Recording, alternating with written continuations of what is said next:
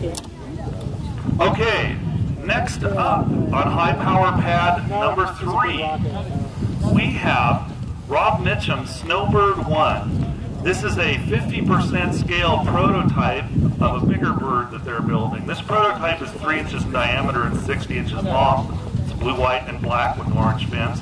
And it's flying on an I-180 skid mark.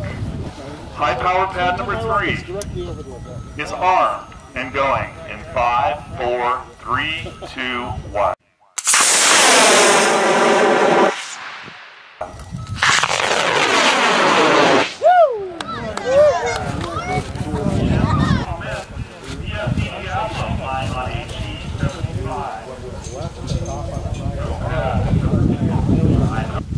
Got the casing back, that's the main thing.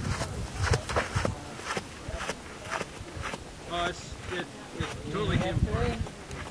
Alright.